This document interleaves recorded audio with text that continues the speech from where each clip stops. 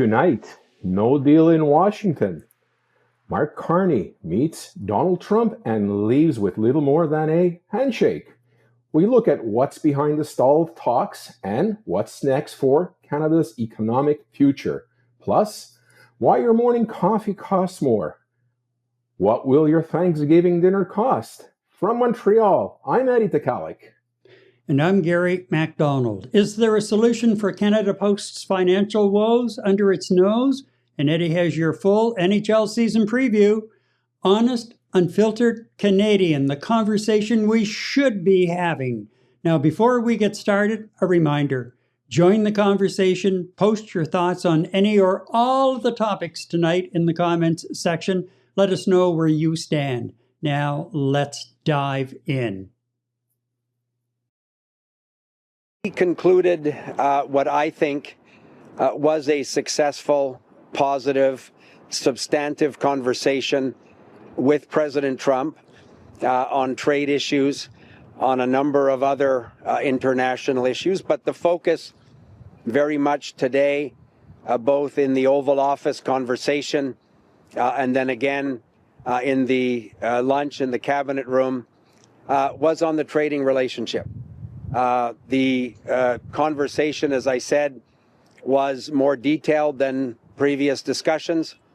It concluded with the President and the Prime Minister directing us, me and my colleagues, and the President, his cabinet secretaries who were there, Ambassador Greer, Secretary Lutnick, and others, to continue the conversation and to quickly land deals that will bring, we think, greater certainty in areas where the principal areas would be steel and aluminum and energy. So these sectors are amongst the ones that have faced the most significant challenges from the 232 tariffs. And in the conversation today, we talked about ways to quickly arrive at a deal that will bring, we hope, a better circumstance to both countries in these sectors of significant importance. That would be obviously the first step that we hope to conclude quickly in what would then be a conversation that would allow us to make progress on other sectors as well. Prime Minister Mark Carney's visit to the White House was billed as a chance to reset the tone between Ottawa and Washington. But after all the photo ops, the kook show in the Oval Office, and polite handshakes, one thing is clear. There's no deal. Not yet. Now, talks are continuing, and as you heard from the minister responsible for U.S. trade, Dominique LeBlanc, the real question is whether Canada has any leverage left on the trade and investment front. So let's dive into this one, Eddie. I watched the, as I called it, the kook show in the Oval Office yesterday, and I'm sure that somewhere along the way, Trump sent somebody out to the Dollarama in the States and bought more gold stuff to stick on the walls. I have to put my sunglasses on. I know, like I was thinking that yesterday, sitting there, and I'm thinking, I would have to have sunglasses on in that room now with the amount of, and it just looks so gaudy, just so tacky. Awful. Anyhow, very tacky. Yeah. Now, I saw a headline today on CTV where they had an expert in body posture, and they said that this expert said that watching Carney's movements and everything, that he was calm and was in control. And he was relatively calm and in control. As a matter of fact, he even got a line in near the end where even Trump had to laugh and say, well, I want to be like that too, sort of thing. Mm-hmm. But beyond that, we don't know what went on once they finally got the Oval Office cleared and they went into their meeting rooms. But the fact of the matter is, there's no deal. And a lot of people in the country were expecting Carney to come out and make some kind of an announcement. And when I saw LeBlanc coming out to hold the scrum with the media yesterday afternoon, I said, no deal. Now, he's been to the Oval Office twice now. We have no deal. He's been back and forth. He's given concessions. They quietly removed anything at all that was retaliatory in nature against any U.S. goods covered by CUSMA, or however they're pronouncing it now. And he also removed the digital tax. And, it just seems that we've given and given and given. And so far still, despite Carney's best effort of saying, well, we've got the best deal of any country in the world when you look at our tariffs and what's covered, that we're not being taxed on under the CUSMA agreement, he still does not have a deal. And he took it on the chin today from Conservative leader Pierre Poilievre, who said, wondering how his surgery went for his elbows, because, he went from elbows up to elbows down. Now, that was a pretty good line, the way Poilievre delivered it. I'll give him that. Maybe he should get into stand-up comedy next. But, Carney clawed back with his talking points. But really, people are now beginning to ask, what the hell is going on? And I told you a couple of months ago, I'm willing to give him runway, but he's starting to run out of runway now, as far as I'm concerned. Mm-hmm. And I still would like to give him the benefit of the doubt, but something has to give here on the other side. And we've got Lutnick saying yesterday or this morning on one of the talk shows that the U.S. is not going to give up on the autos. They want to sell American manufactured vehicles in the U.S. They don't want anything coming in from outside, including Canadian vehicles. That they're number one in there, and we're number two or wherever. But so there are a lot of things still at play here. And yes, Carney did say that no deal is better than a bad deal.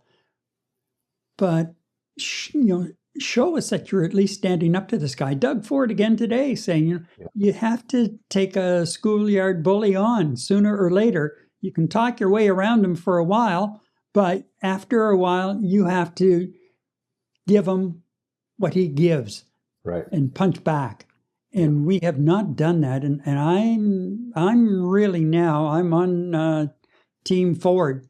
Like, it's time that they may be close and they don't want to upset the apple cart, but we've given away too much. And draw the line in the sand. Draw the damn line in the sand, and let's stand up to this bird.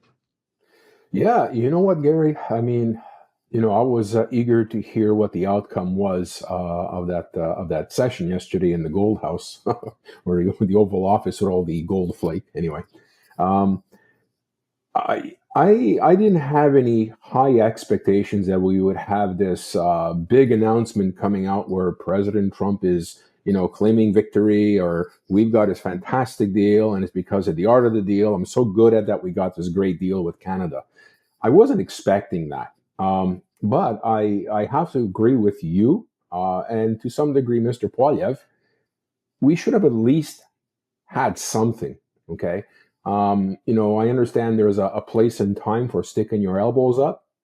I thought yesterday would have been an opportunity to do so, at least to get the elbow up into Trump's ear at one point or another. But in terms of what his minister said when he came out, in terms of what we saw in the White House itself, he didn't really raise his elbow at all, which sort of frustrated me to a certain degree. But then I kind of pondered and thought about it and asked myself, is this all part of the global plan on how to be able to effectively manage somebody as inconsistent and scatterbrained as the Trumpster is? Look, both you and I saw it. There was a lot of, I'm not going to call it butt kissing, for lack of a better word, but there was a lot of placating, stroking Trump's ego, much so to the degree that you actually had the Grand Poobah himself complimenting the Prime Minister of Canada in a variety of ways. almost showing respect, if I dare to call it, for a foreign leader.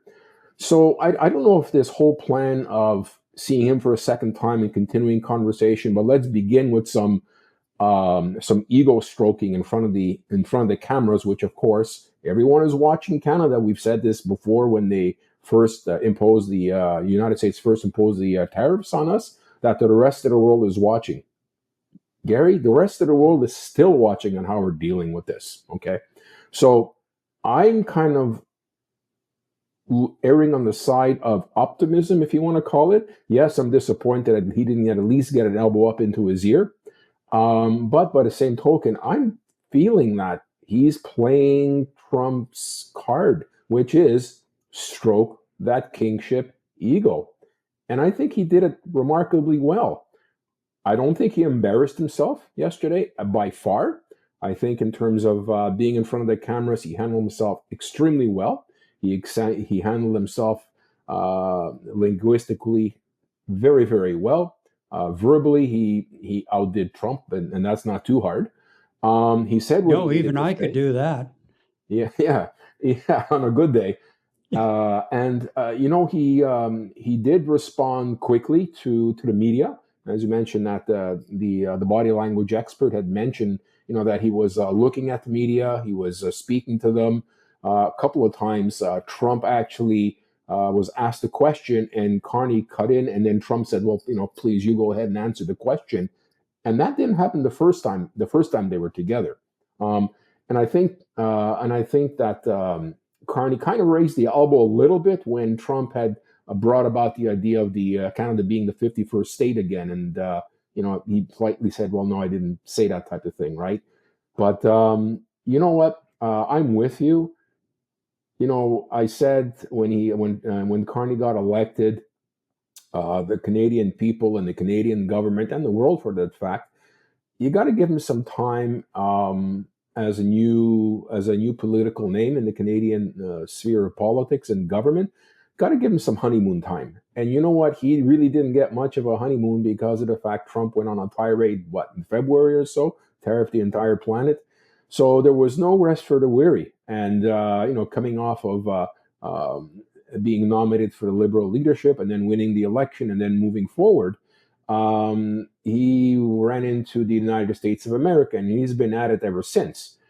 He's been traveling a lot to Europe. We talked about this yesterday, you and I think 5 or 6 trips to Europe, all sorts of calls with government leaders, building relationships. His ministers are going out to Europe, building relationships, and we're of the opinion and we're of the hope that they're going out there to find alternate economic deals or alternate paths in improving and securing our economy outside the United States, which is why we're spending so much money abroad and travel time abroad. So I'm hoping that we're placating the United States of America, being Donald Trump.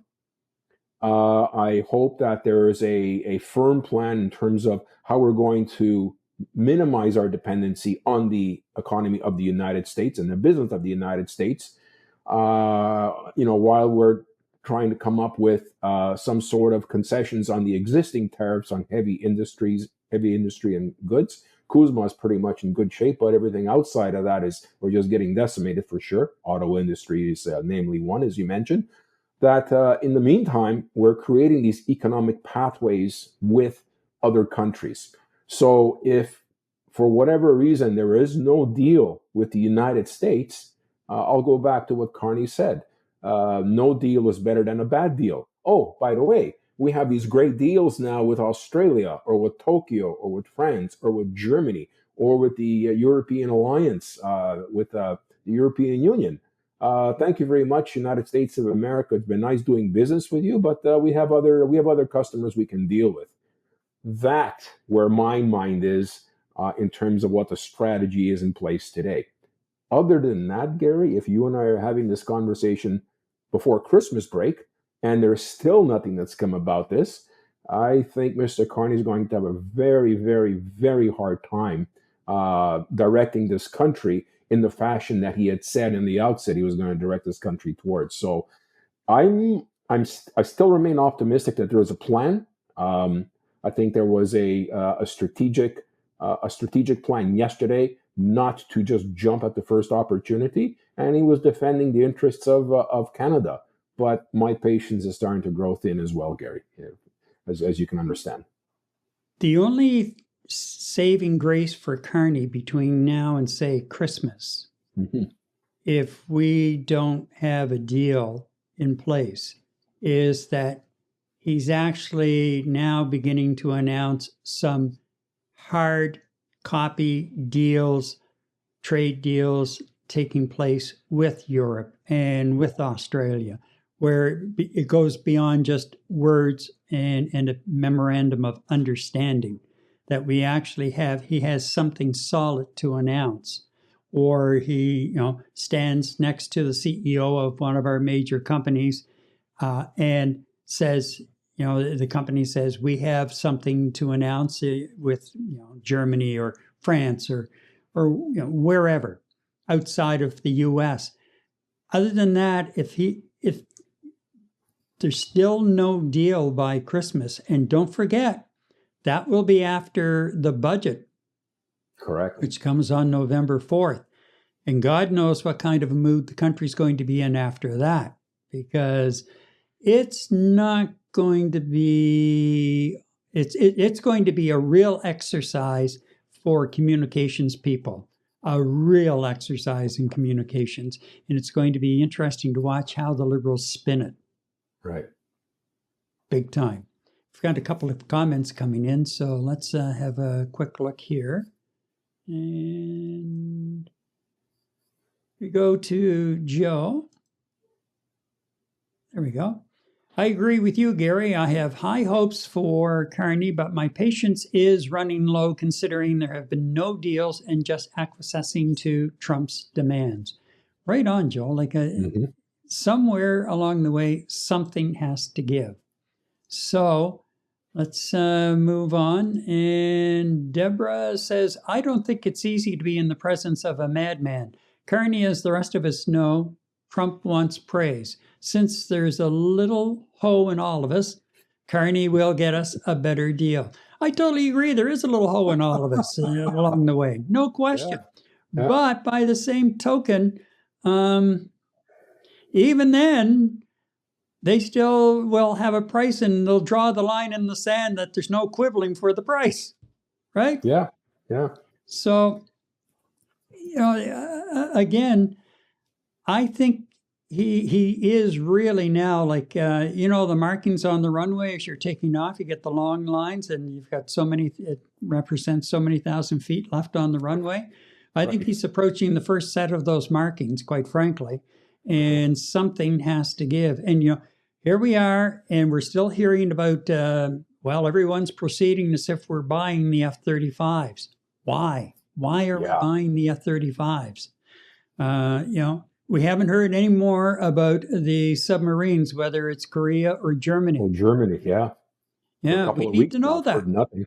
Yeah. Yeah, it's been quiet. And in the meantime, he's got a major uproar here in Canada out west, BC against Alberta. Mm-hmm. And, Danielle Smith took the gloves off the other day, and then you've got Premier Eby in British Columbia coming back, and the emotional response he gave yesterday, and I watched him on a power play today, and he's still he's digging in his heels over the pipeline issue. And Smith says, well, we need the pipeline. We can either go west or we can go east. And she went east as far as Churchill. Mm. And yes, okay, that port's going to be developed, and it makes sense that it's going to be developed because with our, climate change or warming, whatever you want to call it, if you're a non-believer in climate change, call it what you want. The Arctic is warming up, and that area is going to be even more important. And again, another reason why we have to beef up our military is because the Ruskies are building all kinds of bases on their side, and they're just itching to just come across, and there they are. And here's something else that really ticked me off today was the fact that I read where there's a company, a mining company, I believe it's in BC, anyway, is getting a major infusion. And I can't remember if it was actually the U.S. government buying into it or an investment arm in the U.S. buying a chunk of the company. And what are we doing? They're critical minerals. They're called critical minerals for a reason. One reason is they're critical to the batteries and everything else for EVs and what have you. But they're also critical from a security standpoint. And yes, the U.S. is supposedly an ally. Well, I would suggest to you for the next 3.5 years, it's far from being a reliable ally. And we don't know what's going to happen beyond that because the Democrats don't even have a leader. They're out there just, flopping in the wind like a couple of pairs of long underwear on a windy winter's day. With holes in them. Yeah, exactly. So why are we allowing the government I don't like government getting involved in a lot of stuff in the private sector, but by the same token, when you're talking your national security, and that's what it is, and we have to get a little more... I thought the same thing. Sharper on that aspect of it. Why is this just going ahead and nobody's asking any questions? No whispers. And then you've got word coming out from the meeting yesterday that Trump and Carney were talking about the Keystone Pipeline again. Mm-hmm. Which, back in the day, Canada was in favor of, but the U.S. said, no thanks. So why are we even thinking about pushing our resources to the south and then ending up buying them back at some point at a higher price? Because the oil we're sending to the south now into the U.S., they're getting at a really good deal. Mm-hmm. And in some cases, they end up selling it back to us up through, the supply chain at a higher price. And they're laughing all the way to the bank. Yeah. We have to really get focused on this. And going in with your elbows down all the time, it's not working. It's not working. We have to show that we are going to stand up to this guy, to the U.S., and to anyone else who tries to meddle in our affairs and in some way threaten our sovereignty. Yeah, absolutely. I mean, I was a little taken aback as to how easy and lenient we were in allowing this particular U.S. transaction in northern Canada to actually transpire. I mean, and I think Gary, that's the second one, Eddie. Yeah, second one. The second one. Yeah. But the thing was, it almost came in under the radar. It was kind of like a blip. Oh, by the way, this is happening in Canada. And first thing that came to my head was, what? How come we've not heard about this before? Why is it just popping up? The government had to be aware of this particular transaction, but for sure, we didn't hear anything from the leaders at all. Not from the ministers of industry, ministers of resource, nothing. So what the hell is going on with that? I mean, there, with a transaction like that, the grubby paws of Lutnick and Trump have to be over this somehow. Because look, you said since day one, and you're absolutely right. The Americans are after our resources. Okay, water is one whole other subject. We can have a whole show on that, but they're going to go after our resources, come hell or high water, and get at them one way or the other. And it looks like to me now they're doing this from all fronts. They're doing this from company acquisitions. They're doing this from imposing economic warfare in our country. They're doing this through propaganda. They're coming at us from all fronts. So are we prepared to lose any of those battles? I don't think we can. We're in any position to lose any of them, Gary, because that just gives them a foothold into our country, and then be able to spread that, whatever you want to call it, throughout the rest of the country. It's just no, that would have required not an elbows up right there. The glove should have come off. and they didn't. So that's a little worrisome. It does worry me, and it does actually bother me that we heard Yeah, nothing of this from the government. now in the development world, the mining world, for example, we don't have a very good reputation because some projects have gone up to 20 years before shovels actually got into the ground or they gave up. Right. And yes, Carney came in and was all hyper about we're going to get things moving and move through quickly. But by the same token, and I agree, like it should not take any more than 2 years to get all of the approvals in place, period. Isn't that what major C5 projects. is supposed to be about? Well, yes. Yeah. But we'll see, because you're up against the bureaucracy as well. And if the predictions hold true, the bureaucracy will be thinned after November the 4th. So then you'll have, we're overworked, and things pile up. And we just kind of stumble along like, I don't know, some kind of Peanuts character, just do, happy like we're in our right frigging minds. Mm-hmm. Yeah. I don't know. I mean, we start adding up bits and pieces, Gary. Okay, so we had the first White House meeting, right? We get what we can from that, look at the facts, let's look at the plan. And although we haven't seen a strategic plan being communicated, and nor should it.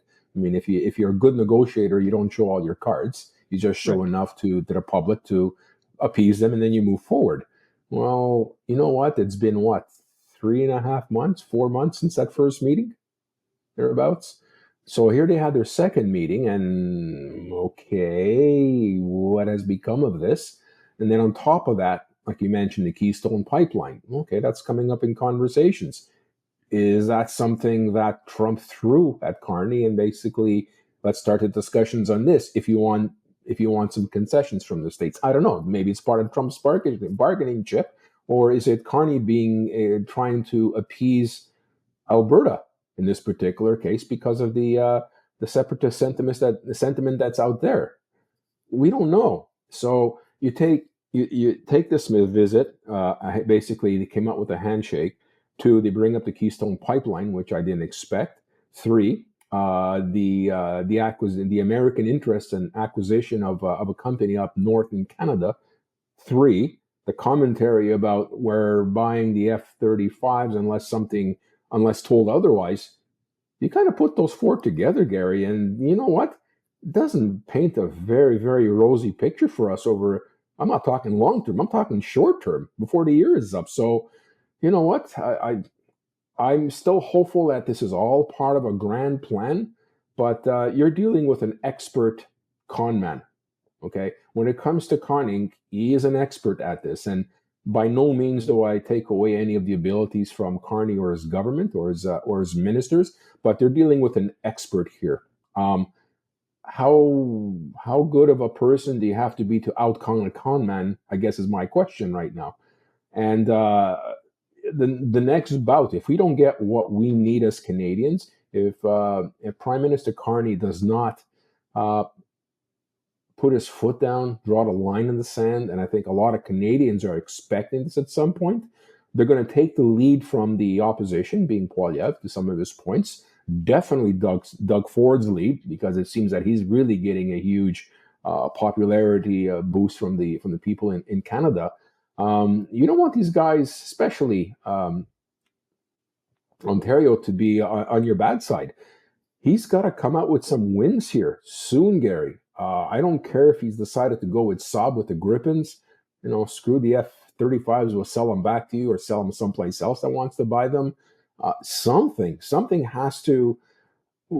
I think as Canadians, we need a win here. We really need a win. And as you're saying, he's running out of runway, and at some point there is going to be a point of no return. And it is starting to get a little scary for me, to tell you the truth. Now that I've actually counted how many issues and items we've had presented to us over the last couple of weeks, and they don't look very good on our side in any case. And add number 5. You and I have heard nothing about those beautiful submarines we talked about 3 weeks ago. Nothing. Absolutely nothing. So that's number 5 that's on the table right now. So I think Prime Minister Carney would behoove himself to present us something on paper that's a win, not a statement, something on paper that's a viable contract and a legal agreement between two countries or two companies within the country. So Canada looks good in terms of a positive step forward on our economic path of winning ourselves away from the United States of America and becoming that economic power and that resource, the natural resource superpower that we want to be. So I guess talk is going to be very cheap very soon if something doesn't happen, right? Well, you mentioned 5 things. I'll give you number 6. Mm-hmm. And another one that I'm still shaking my head about is the public safety minister, who the day before he was introducing the new gun buyback program, a recording of him having a conversation with his tenant about, well, the police aren't really going to enforce it and blah, blah, blah. But, you do what you have to do, sort of thing. Wait a minute. And he introduces the bill the next day in the House, or not in the House, in a news conference in Cape Breton, and acts like nothing really happened. And Carney, in the meantime, who is traveling, does say, well, I have confidence in him as public safety minister. Excuse me?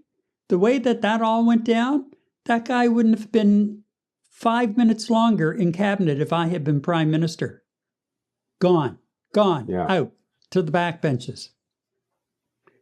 How can you have faith? I wasn't aware of that one. Wow. How can you have faith? And this guy is the guy now.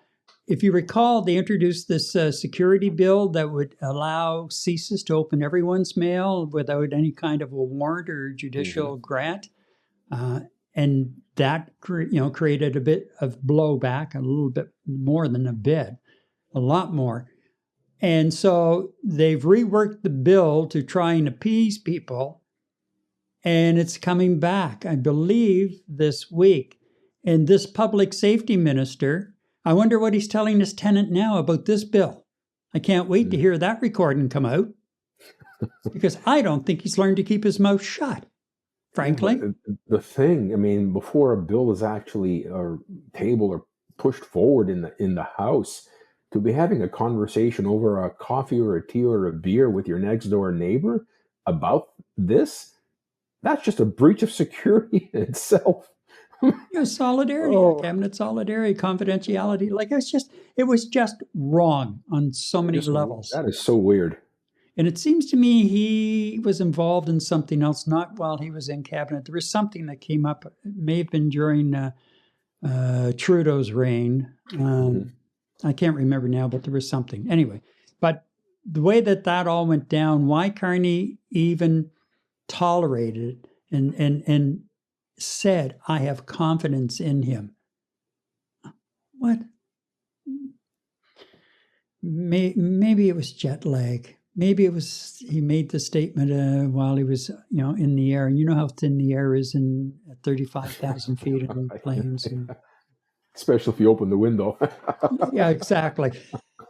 Exactly. I don't. That is just odd. Does he, in his mind, does he have much more important things that he needs to deal with? You know what? You're the Prime Minister of Canada. Your responsibility is absolutely everything. You have to put the time against everything, which is why you sought the job. That's my expectation. You're on the job 100% of the time. And that one right there, I don't care if I was in a capsule flying to the moon. I'd make a phone call back down. I mean, technology is pretty good these days. I'd make a phone call and say, you're fired, buddy. Next. That is just exactly totally freaking unacceptable. Like, my goodness. So yeah, that was number 6. Yeah, wow. Yeah, and sure, this is his first time in politics, but he's been in business, and the kind of business on the financial side that he's been involved in is ruthless. So in order to survive the way he has, you have to be ruthless, and he's an intelligent individual as well. But man, oh man, like somebody has to get to him and make sure he has a grip on the reality of the political side of it as well. Because what's coming out, it's not pretty, and it's not going to do us any good. Look, you know what, Gary? Progress is good, okay? You and I are both for progress, but there's got to be an end game to every plan and an end game to every project. It's not an infinite. It's you don't have a timeline of infinity to deal with here. When it comes to our economics here, when it comes to the tariffs, time is running out. I still have hope, but he's got to get something done. Either, walk away and say screw you, and continue figuring it out with his backup plans, or get some sort of a deal done, which is mutual to both Canada and the United States. That's a deal, as long as we don't throw the baby out with the bathwater, to say. We just need something. We need something on all fronts, all 6 points. We just need something. Well, let me say most of the points, not just a few points, more of the points than less, I would say. Okay. Now, I'll leave it with one thought, and that is Mark Carney has been involved in the world of high finance for a number of years, both as, governor of the Bank of Canada and governor of the Bank of England, and then in the private sector. And I'm sitting here thinking that when you look at the likes of Trump and the circles that Carney travels in, Carney has to know where some of the financial bodies are buried. Catch my drift. You know what? Why not? El Presidente uses that angle at any opportunity, right? Absolutely. Never occurred to me, but you're right. You're right. Maybe it's time that they have a private conversation. And anyway, that's that. That is that. Good idea, though. We're on the verge of Thanksgiving weekend, so we'll all give thanks. Speaking of which, guess what? Coming up next, what will your Thanksgiving dinner cost this holiday weekend? One of our follow-up issues coming up in segment 2. Meantime, I would like to introduce you to Ecamm Live, the leading live streaming and video production studio built exclusively for Mac. Stream, record, present, or all of the above. By the way, Ecamm powers Night Talk Canada, and this is not a paid promotion. Nope. Rather, I'm just making a recommendation, and it's based on my usage of the app. You can try Ecamm Live, though, free for 14 days by scanning the code, which I forgot to put up again, or clicking the affiliate link in the description below. And I can't even see where my code is. Here it is. There, I put it up for a minute, just so Wonderful. That if you want to, freeze frame it and scan it. Okay, Eddie, take it away. Well, Gary, from your morning coffee, Gary, to this weekend's Thanksgiving dinner, to parcels and mail delivered to your door. When the Postal Service isn't on strike, prices are climbing and patience is thinning.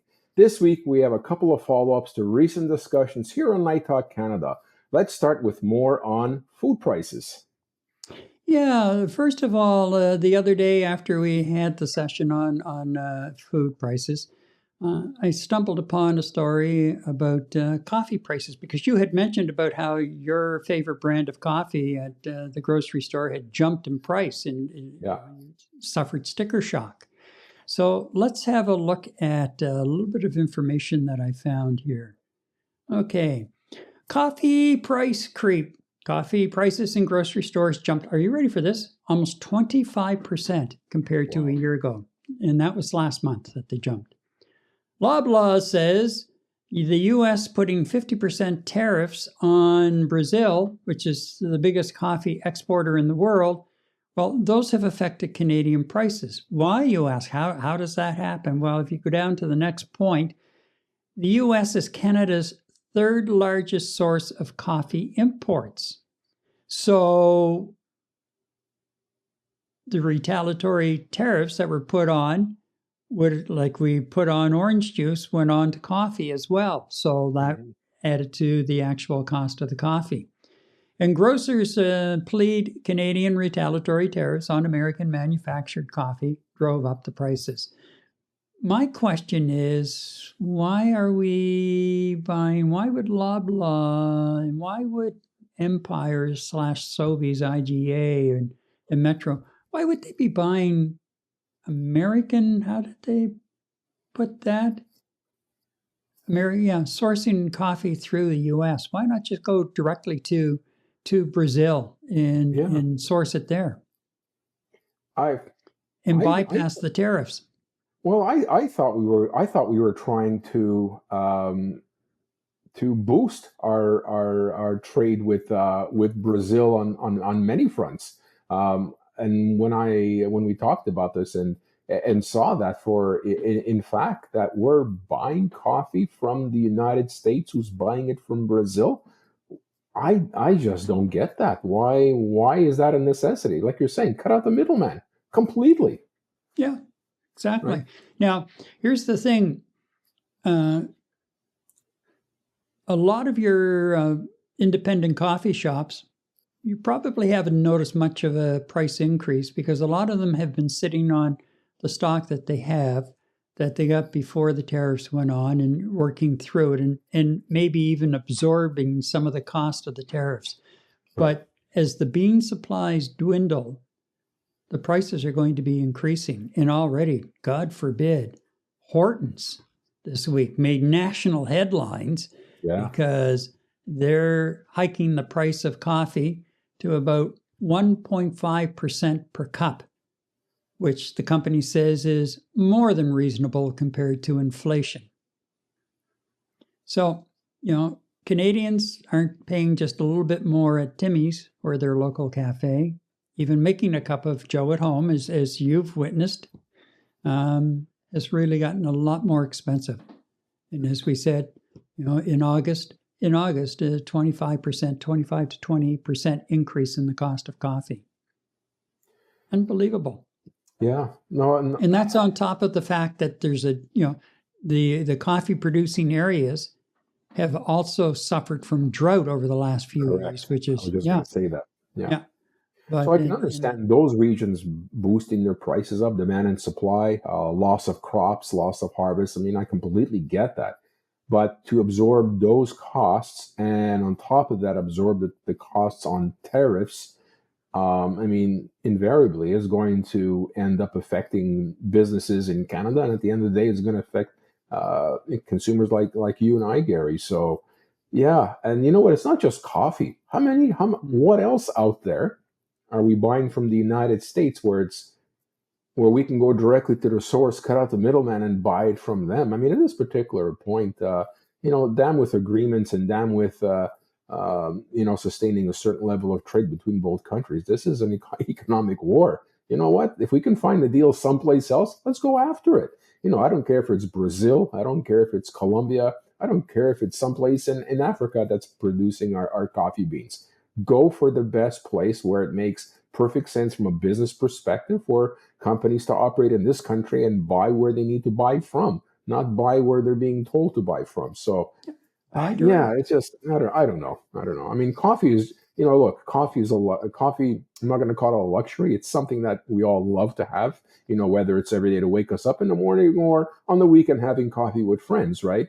But, when you're going to a grocery store and you see just coffee going up on top of everything else, it makes a big difference. Absolutely. So you're right. Why aren't we going right to Brazil and say, hey, ship it over here? Exactly.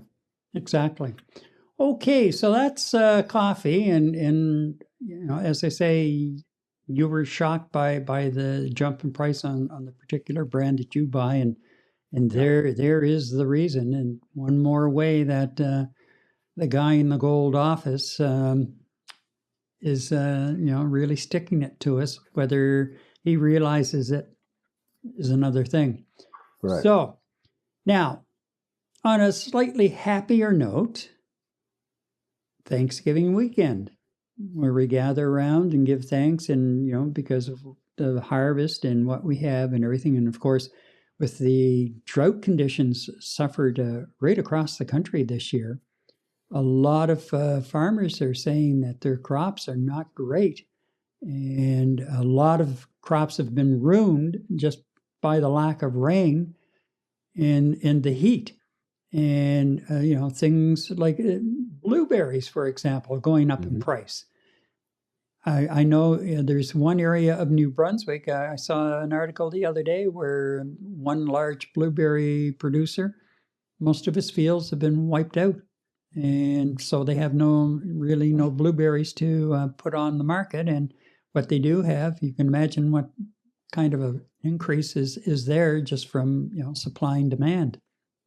However, there may be a bit of good news of this Thanksgiving weekend as you sit down, because the University of Dalhousie in Halifax, they have an agriculture program and department, and they do a lot of studies on food prices and what have you. And let's see if I can just bring this up so I can actually read it. Okay, so they looked at it from the point of view of 4 people sitting down to Thanksgiving dinner this weekend. Mm-hmm. And they went through quite a procedure to try and get the most balanced approach to pricing for the dinner. So first of all, they say, well, let me ask you, Eddie, what would a typical Thanksgiving dinner include at your home? Oh boy, it depends if I'm eating alone or if you're joining me, Gary. So it's a big difference, one way or the other. Look, typically, my dear wife, she'll go out and buy a pretty good sized bird, one that'll feed 10 people, let's say minimum. So you'll have the bird, you'll have the trimmings that come along with it, you'll have the salad, you might have a pasta salad. Sometimes there's going to be perhaps maybe somebody's going to bring a ham on the side. Then of course you have the wine. And if you're not going to buy cuvée d'Épaneur, you're going to buy some decent bottle of wine if you're having guests over and family. You're looking at, don't forget dessert. You're going to have a nice dessert to go along with that. So it's quite a day of preparation, and then a day of and then an evening of cleanup, and there's a lot of food on the table. That's just for starters off the top of my head, and I'm sure there's a lot more. You got the potatoes, you got the carrots that come along with that. You might have the green beans that come along with that. So there is quite a bit of food that ends up being on the table. Right, and let's have a look at the graphic that we have prepared for the cost of Thanksgiving dinner. 4 people this year works out to $32.48. Believe it or not, that's only up 18 cents from last year. Wow. Yeah, that's the good news. The cost of turkey is down this year. Potatoes are up in price. This is something that's I found really interesting. Cranberries, stuffing, gravy prices are up. And you know why? Well, for the cranberries, for example, cranberry sauce and gravy usually come in cans, right? And of course, we have tariffs on steel and aluminum. And where have companies in Canada been sourcing most of their aluminum cans? True. So tariffs, in the U.S. and the tariffs and counter tariffs, like tariffs on the Quebec aluminum going into the U.S. to be manufactured into cans, and the retaliatory tariffs on the cans coming back through. So that's where a lot of the price hike came in. And there were declines, as we said, in the price of turkey and carrots, but offset by increases in potatoes, cranberry stuffing, and the gravy. Here is what they said a typical Thanksgiving meal would include. This would be for 4 people. A frozen 7-pound turkey, That's a small turkey, really, 7 pretty pounds. small, But, yeah. yeah. But you know, the beauty of that is it's done. There's no leftovers. Like you don't have to Yeah, worry about true. it. A 10-pound bag of potatoes, a pumpkin pie, 12 bread rolls, not 2 dozen, but 12. That's it. 12, a dozen. Cranberries, a pound of carrots, stuffing, and gravy. Typical Thanksgiving meal. And according to the research they did, and it was very like they explain how they put the pricing together. And I'm not even going to get into it because it's way over my head and I just would confuse people even more trying to boot through it. So, but the bottom line of it is $32.30 per person to feed a family of 4, a group of 4 people on this Thanksgiving, and that's up by just 18 cents from, or I'm sorry, $32.48 this year, up from 18 cents from $32.30 last year. Well, And that's good news. it is good news. Yeah. Find me something else that's only gone up 18 cents. Yeah, exactly. That's almost like a gift. Considering the year that we've had so far, I think that's a pretty good. I think that's a pretty good deal if you really think about it. Yeah, and last week when we were talking about the price of groceries and how the price of beef is so high, and even Right. in some areas, your chickens and your turkeys are expensive, and those are the areas where they had the avian flu, and they had to cull the herds, and it takes a while for the herds to come back. So then you get in again to supply and demand, and the supplies are still low in some areas, and same thing with the beef. The beef, because of drought, a lot of cattle people culled their herds as well, and then as things level off weather-wise, it takes a while before your cows start producing again, and your herd starts to produce and grow so that you have a reasonable supply of beef. So, Right.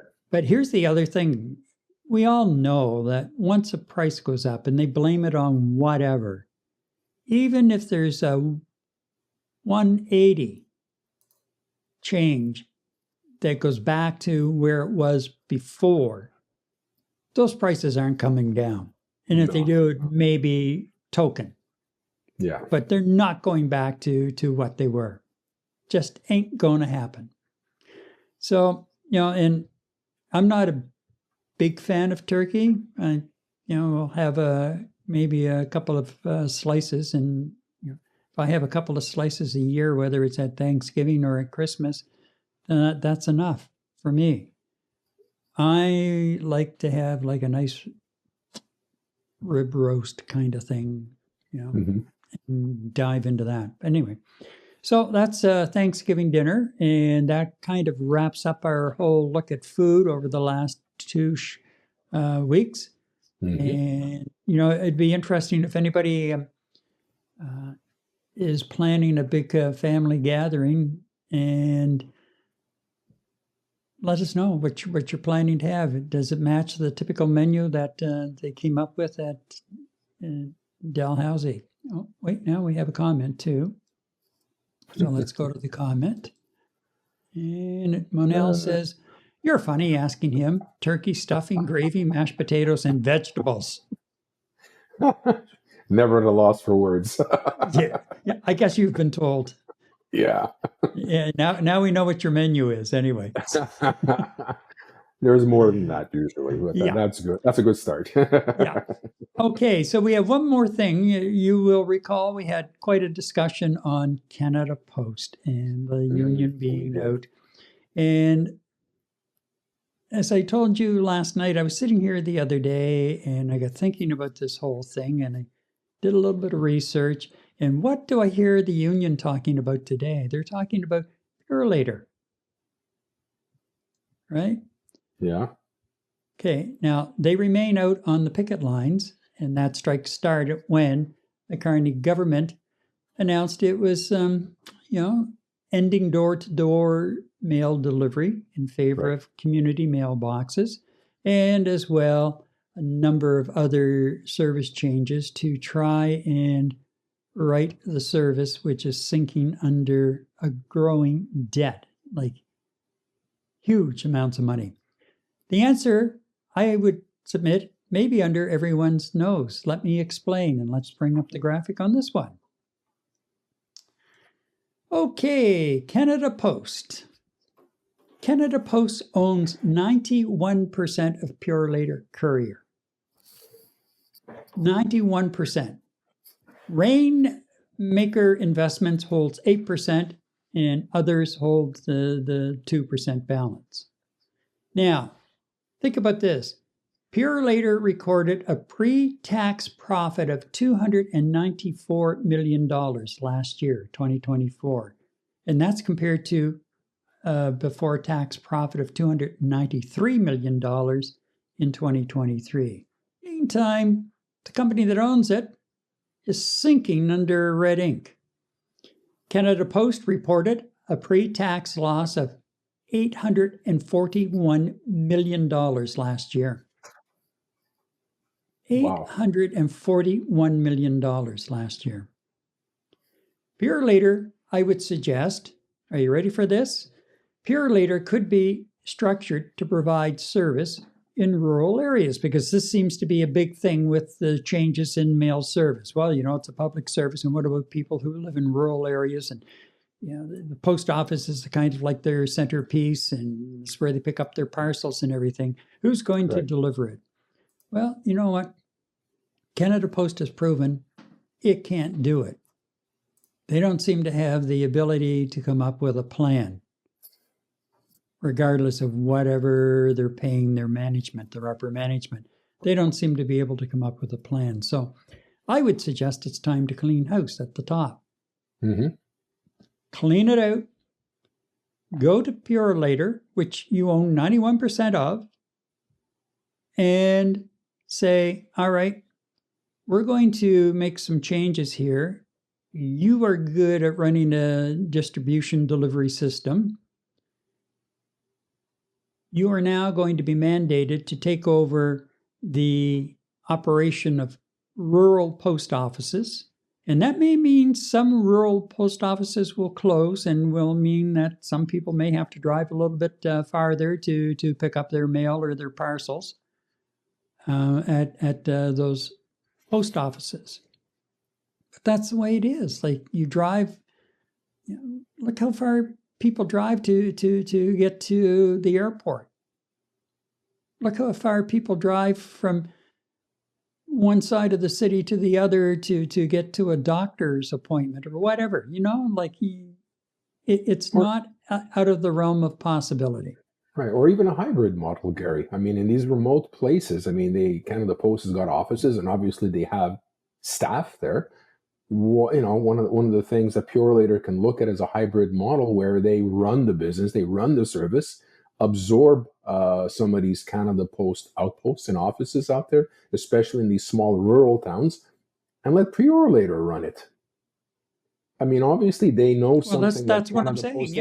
Yeah, a hybrid model. I mean, they don't have to necessarily close down the local post office in some of the smaller towns. Keep it open, but just have a different delivery model for it. Whether it's, maybe they're going to have a hybrid model where you clearly identify people that can't make it out of their homes for whatever reason. Well, then you have supplemental services for them only, not the entire community. Yeah, you got to think out of the box here, because obviously, based on the numbers you just presented, whoever's running Canada Post doesn't know how to run Canada Post. Whether it's a government entity or not, it's just poor operational and poor business management. So, like you were saying, why not go to the experts? Yep. But I'm saying there are still probably some post offices, even under the Canada Post review, which, the clock is ticking because they were given 45 days to come up with a plan. Right. Some of those rural post offices are going to close because people have left those areas and either gone to a slightly larger rural area or moved to the city or moved elsewhere. Mm-hmm. So you can't keep everything open because the cost is too great. So we move in that direction. And the other thing, you want to think outside the box, and you mentioned about people who maybe can't get out on their own and they don't have neighbors who are willing to help. Or let's not forget that Amazon and maybe even Walmart, I can't remember for sure, but Amazon has been testing using drones to deliver parcels in the US. Mm-hmm. So if you identify some people who are housebound and they don't have a lot of support to, people who can run to the post office and pick up their mail, pick up their parcels, then what's to say why can't we use drones to deliver them? Yeah. The private sector's starting to do that. You've got, I think it's Domino's Pizza and some of the others running around now with little robots running up and down, rolling up and down the street, delivering pizzas and things. We're in the 21st century, and the technology is evolving at a very quick pace, and we have to take advantage of it. And we have to try. We have to try, especially if you want any kind of a mail service at all, which I personally don't care. I don't use it. But for the people who do, if you want it, first of all, you're going to have to be prepared to pay more for it. And secondly, you're going to have to be prepared to think outside of the box. And if that means that all of a sudden you see a little drone dropping down and it drops off a box or a pouch with your letters or your cards or whatever in it, you have to go to the door to get it. That's the way it is, because it's far cheaper to do it that way than it is to have people involved. Mm-hmm. And it's either that or you're going to find yourself at some point without any mail service whatsoever. So what is it? Yes. Anyway, I think that the government, in pushing Canada Post, personally, I think they're missing a golden opportunity to really think outside the box and have the private sector influence of Purolator. Even though it's owned by Canada Post, it's still actually run like a business. But what a beautiful model. Profitable business. You're outsourcing while you're insourcing. Exactly. Exactly. And the union's not going to be happy. And I understand they're now picketing Purolator depots and because they said, they're using Purolator to deliver parcels. I don't know if Canada Post is actually using Purolator to deliver parcels. I'd suggest more that people are using Purolator to deliver parcels. The same way that they found ways at Christmas time to get some of their things out. And smaller businesses are looking at different ways to get their product out to people who purchase from them online or call up and say, would you have this delivered to so-and-so? You guys on the picket line are just walking yourselves out of a job. It's as simple as that. Just walking yourselves out of a job.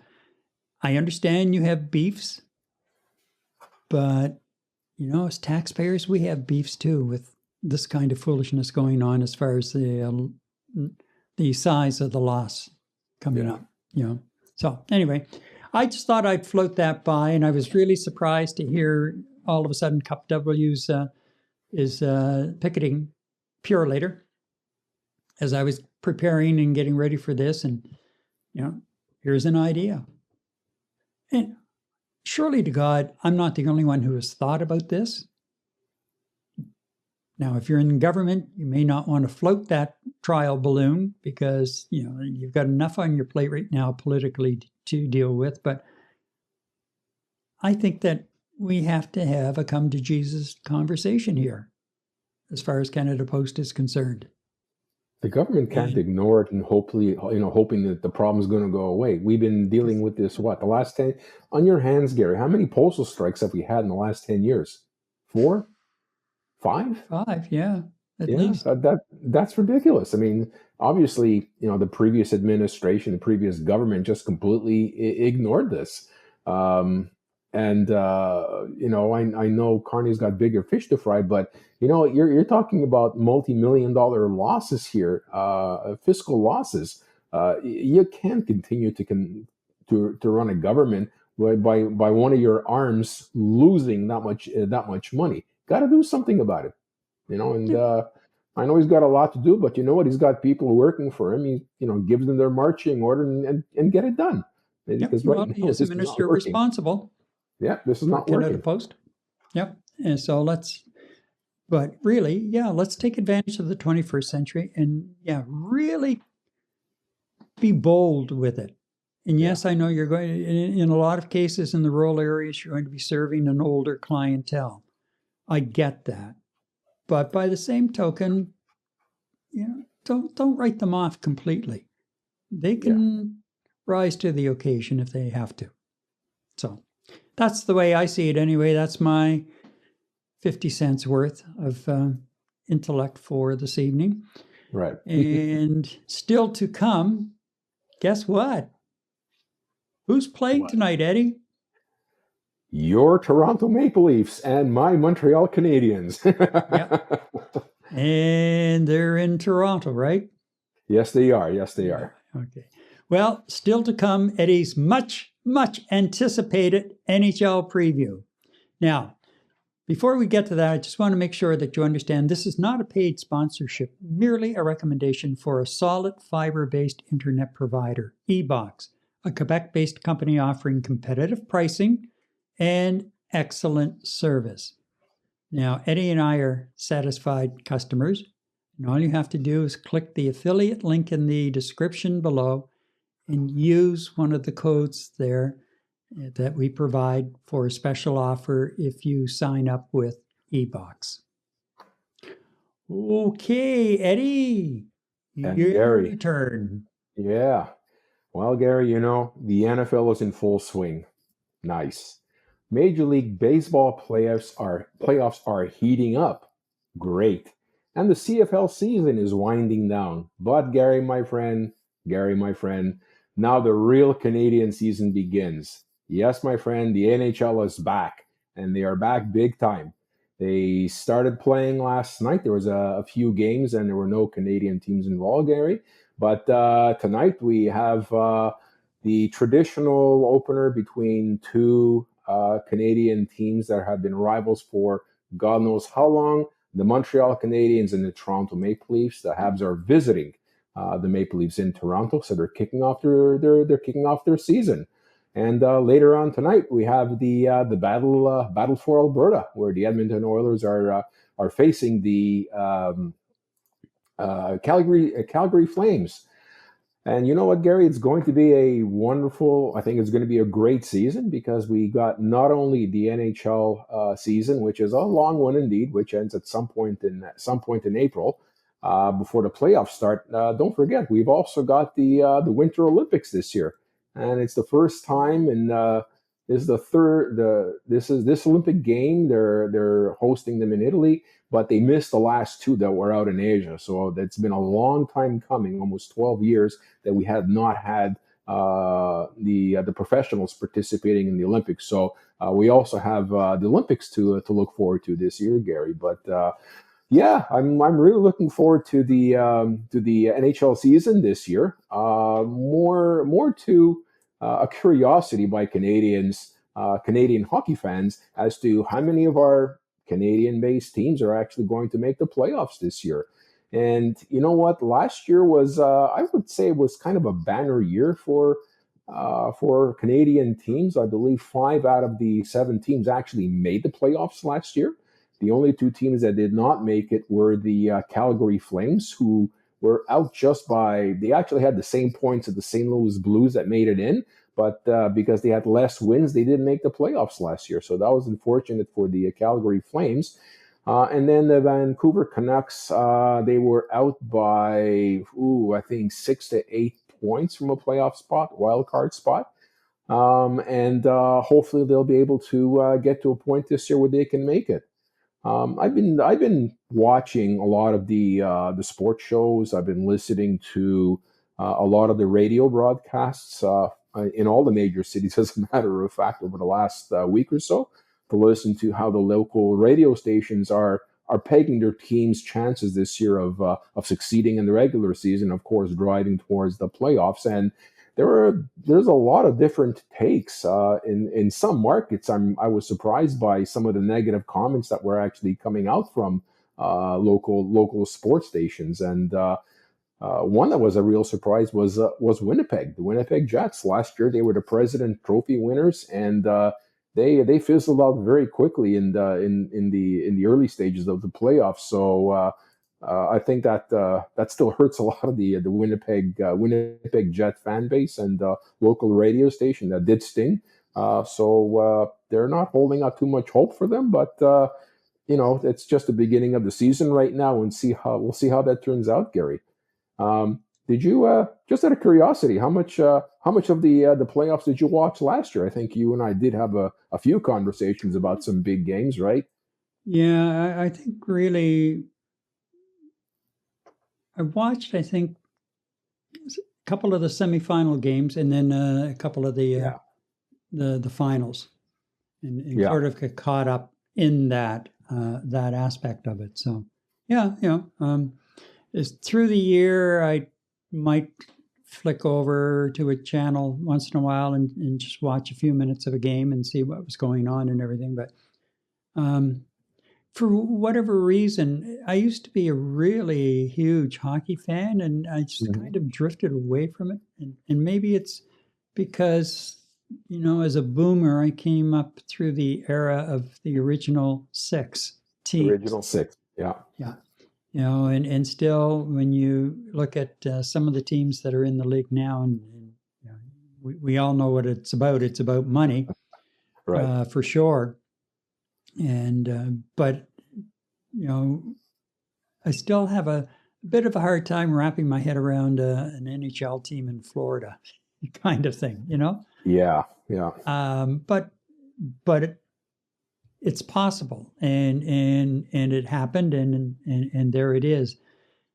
But I almost think that in some respects, maybe we should just have the Canadian division and playing one another, maybe have a couple of the other teams come in through the season, and then come up with a playoff between 2 or 3 divisions. In much the same way as the NFL or any of the other professional sports. I think there'd be maybe a little more excitement if we were watching more Canadian teams on a more regular basis than having to generate that interest. Yeah, exactly. That's just a personal opinion. I think that's been thrown around. I've seen it thrown around in some of the sports talk shows. Like one of the difficulties, like if you look at what we had to endure during COVID, during the playoffs and whatnot, they indeed had a Canadian division, during the season, the shortened season, they had a Canadian division. The trouble with that is we have such an enormous country that the team traveled during the course of the season.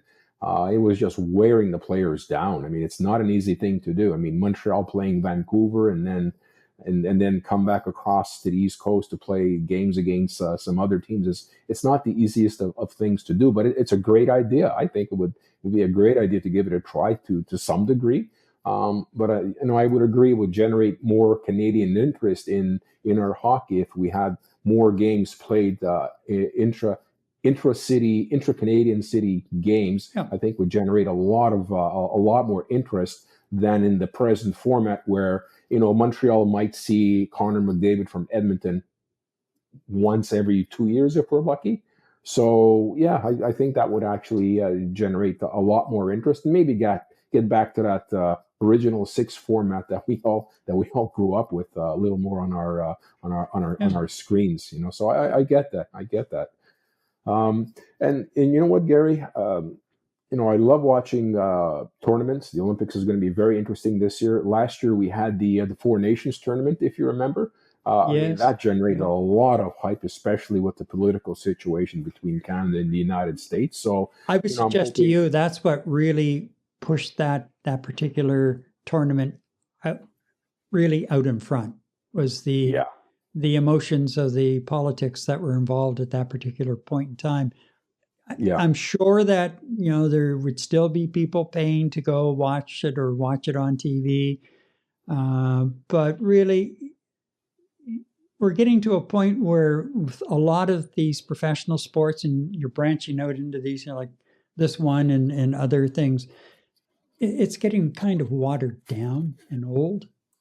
yeah. If you're going to let them play in the Olympics, let them play in the Olympics. Do it, get it over with, and get back to the business at hand for the balance of the season. And I think they're expanding that tournament to 6 teams this year. Is it six or? Well, they're not holding it this year. They're planning for it Okay, yeah, next year, and they're next looking year, at yeah, including the additional teams being Czechia and Slovakia, which they didn't do last week because they only had 2 week break, right? So it's very right, difficult to get all the games in. yeah, This year it's it's a 2.5 week, 3 week shutdown in January, so they can actually participate in the Olympics, and they're already planning next year because it was such a success in terms of viewership, both in people actually attending the games and how much they're pricing for them. I mean, everything is overpriced when you look at a tournament like that, and the amount of viewership they had on the different media platforms, television, network, and streaming alike. They made a killing on that. So. Like you said, Gary, money talks, and that's where yep, the games are going to go. you yep, know, yep, no so question. yeah, so just quickly this year, for you and our viewers, Gary, just my take on the Canadian teams. I won't talk about the American teams because there's just too many of them to talk about. And I'll point Last year, out that your predictions last year weren't far off the mark. You did pretty good. no, they weren't far off the mark. And I won't go into the winners of the Stanley Cup or anything like that. We're just too far from that. What I'll do is I'll give you some predictions on the Canadian teams at least. So, as you know, last year the Florida Panthers beat the Edmonton Oilers in the Stanley Cup final for the second straight year, and they were, of course, the champions for the second straight season. So, the Florida Panthers last night played against the Chicago Blackhawks, and they had the opportunity to raise their championship banner in front of their fans. And as expected, they went on to win their first game of the season for their drive for a three-peat this year. They beat the Chicago Blackhawks 3-2. And right now, I took a quick look at the odds makers, the bookmakers, what they were predicting in terms of anybody who was willing to venture some money, spot some money, maybe even lose some money on guessing who the Stanley Cup champion is. Right now, the odds makers are saying the Florida Panthers are going to three-peat and win the Stanley Cup championship against this year. So we'll see how that turns out. The team did not change their Stanley Cup winning roster all that much from last year. So they are still a big, high scoring, mean hockey team, and that seems to win championships down the pipe anyway. So yeah, they won their game yesterday, and the odds makers are also forecasting that the Edmonton Oilers again will be participating in a Stanley Cup final against the Florida Panthers, and we'll see how that works out. Right now, in my opinion, Edmonton still remains the team that's got the most in terms of long-term talent, short-term and long-term talent, both in coming out of the regular season well and venturing deep into the playoff season towards the Stanley Cup. They've got the biggest chance as a Canadian team since the Montreal Canadiens in the early '90s of winning a Stanley Cup from a Canadian city. So let's hope the odd makers are right, at least from the Edmonton perspective. Um, So, my opinion, are the Edmonton Oilers going to make the playoffs this year? Absolutely. Do I think they're going to be making a deep run into the playoffs? Absolutely. As you know, they are an offensive juggernaut with the combination of McDavid and Draisaitl. And the Edmonton Oilers fans are breathing a sigh of relief this year because they managed to get Connor McDavid on a 2-year contract extension. And for, you know what, not $12.5 million a year. So they got a pretty good deal from that guy, which just basically shows that McDavid is not just about the money. I mean, $12.5 million is nothing to sneeze at, but compared to some of the other contracts out there today, it Yeah. just shows his commitment to the city of Edmonton. And in today's world of professional sports, I commend him for staying there for at least another couple of years. So, you know what? That combination, McDavid and Draisaitl, are going to do wonders this year. Their weak point has been defense and goaltending inconsistencies, especially during last year's playoffs. Their goaltender Skinner let in a few soft ones, and that basically set the stage for their defeat. I'm sure there was a couple of goals they'd like to get back on that. So they did not really address that weakness, and that might be their Achilles heel again. But let's hope they certainly get there. Uh, Winnipeg Jets, they actually won the President's Trophy with 116 points last year, first ever division title, and it's been 13 years since the Canadian team has won the President's Trophy. That's a long drought, which kind of explains why a Canadian team hasn't won a Stanley Cup in such a long time. They had the first goalie in Connor Hellebuck in a decade to win the most valuable player of the league, winning the Hart Trophy. And, you know, a team that finished first overall in the season, they barely got out of round one and they beat the Blues in 7 games. And then they succumbed to the Dallas Stars in 6 games of round 2 last year. And again, their goaltender, Hellebuck, underperformed. No notable changes except for the addition of leadership. Former Chicago Blackhawks captain Sirius, Jonathan Toews, he's returning to hockey after a 2-year absence. Healing. He's not been well. So we'll see how that pans out. Are the Winnipeg Jets going to make it into the playoffs? I think so. How far? Don't know. The experience is just not there for them to be able to say we are going to be driving far into the playoffs. The third Canadian team, the Ottawa Senators, a surprise playoff appearance yesterday. They picked up the final wild card spot in the Eastern Division.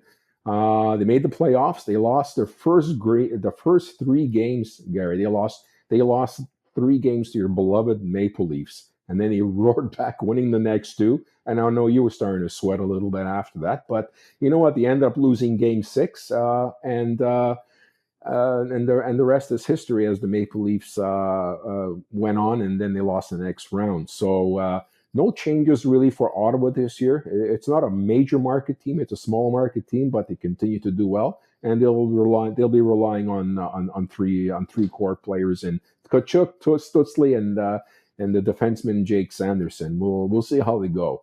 Are they going to make the playoffs this year? I would say no, not this year, because of the fact they didn't make any major changes. So we'll see how that goes. The Calgary Flames, as I mentioned earlier on, 96 points this year. 2 years ago, they were out 17 points in the playoffs. I mean, they were just nowhere close to playoff picture. Last year, they barely missed the playoffs, as I mentioned. But they had the same points as the last wild card team, the St. Louis Blues. And they just didn't win as many games, so they didn't make it into the playoff round. They ranked 29th in scoring last year. They need to get much better at that, and unfortunately, they were not able to make too many additions to help in that department in terms of scoring. So, do I think the Calgary Flames are going to make the playoffs this year? They may make it into wild card spot, but I wouldn't hold my breath. Out in British Columbia, my friend Joe, if you're still on, Vancouver Canucks. Last year, they did not make the playoffs. The whole season was just basically dressing room issues, a feud between star players Patterson and JT Miller was just nonstop during the entire season. And when you have a problem in a dressing room amongst players, is a problem bad enough. And when the coach loses the dressing room, it's just basically a It's recipe for game over. disaster. Yeah. A recipe for disaster. As myself, as a Montreal Canadian fan, I've seen too many times over the last 20 years where the Canadians coach lost the dressing room, and it's happened often, no matter how good the players. Yeah, exactly. That's perfect. So yeah, Vancouver Canucks. I was listening to their sports station out there, along with Winnipeg. They were not too kind to the Vancouver Canucks and their hopes of their team making the playoffs. I really hope they can prove the pundits wrong. They added Evander Kane for some toughness up front, and they managed to keep Brock Besner, their best player for the last couple of years, one of their best players, two-way players. They managed to keep him, and he didn't go into free agency. So, do the Vancouver Canucks make the playoffs? Not this year, I don't think. Sorry, Joe. I don't mean to upset you. Yeah, I don't think the Canucks are going to make the playoffs this year. Maybe they've got to get some structural changes there. So, Gary, let's get to the last two here. Let's get to the meat and potatoes here. The Toronto Maple Leafs. They had 101 points last year, first in the Atlantic Division. They went in extremely strong, as you pointed out to me on a few occasions. They petered out in the second round last year versus the Stanley Cup champion Panthers, and I don't know what it is with the Maple Leafs.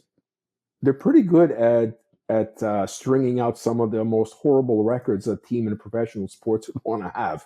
1967 was the last time they won the Stanley Cup, and then last year they lost their seventh consecutive Game 7 playoff loss.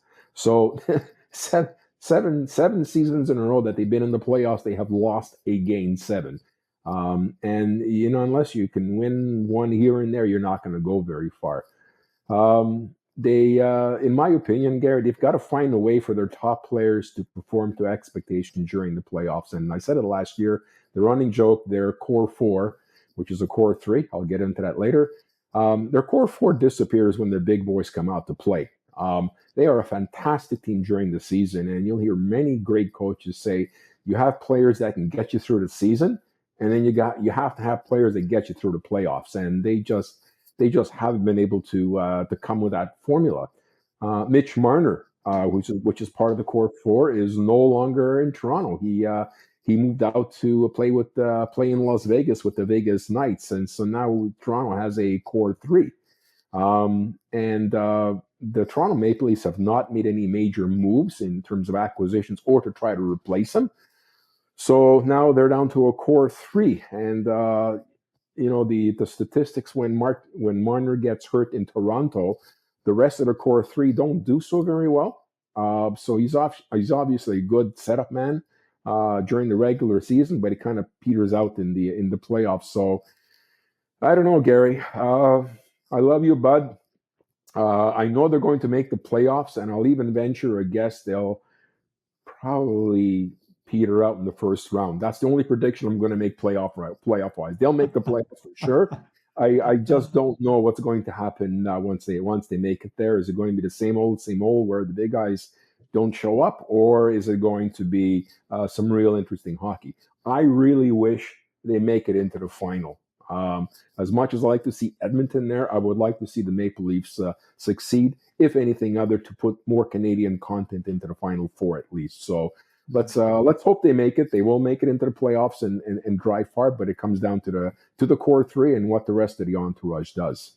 Well, it's only been a few years since they won a Stanley Cup. Only a few years, yeah. Cell phones didn't exist yet back then, I don't think. No, and I was just a young pup. By the way, Joe, can you see Joe's comment? Yeah, what does it say? Popped up. Canucks fortunes lie with a healthy goaltending, and basically an EP40. Yeah, getting back to form. Too much drama last year. Yeah. He's right. It was a dressing room. They actually had pegged the Vancouver Canucks in making the playoffs last year. It's just too much drama in the dressing room. I mean, that'll drain any professional player emotionally. I don't care if you're making millions of dollars a year and you're getting paid the big bucks. if your brain is not in the game because of drama, there's no way a team can succeed. So I hope they can get that turned around for at least Joe's sake. I mean, I love Joe, and I really like to see him happy. Mm-hmm. So now we've got the buds with their golf clubs and traveling in the playoffs, just in case. And now we have the Habs. Yes, Gary. Montreal Canadiens were also a surprise team in the playoffs last year. They were their staff, Kent Hughes, in year 4 of the build, had said, "Well, we're going to be in the mix for the hunt for the playoffs," and indeed they were. They made it to the first round, and they did lose to the Washington Capitals in the first round, but it was a good experience for that young team. And last year was the first playoff in 4 years that the Canadiens had been in. So that was a good start for this young crew. And I think we're in year 5 right now of the rebuild. And with the acquisition of Lane Hudson, who actually won the Rookie of the Year award last year. And it's the 4th defenseman in NHL history to win that award. So that's a great thing for Montreal.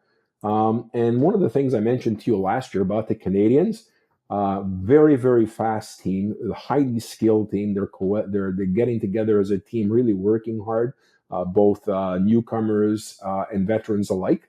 They're just, in my opinion, a tad too small. They added some size with a defenseman from New York Islanders by the name of Noah Dobson. He's a defenseman. They've added a little bit of size, but I still think they're a little too small up front to push against 6'2", 6'3" defensemen during playoff time. So they're going to continue to evolve, and I'm also very eager to see how the Calder winner Lane Hudson does in combination with the newly acquired 5th overall pick Ivan Demidov, who they're actually forecasting to be the kind of the European Guy Lafleur here in Quebec. He's just one hell of a talented young man. I think he's all of 19 years of age. So, and by the way, about 19 years of age, the Montreal Canadiens again this year will be icing the youngest team in average age in the NHL again this year.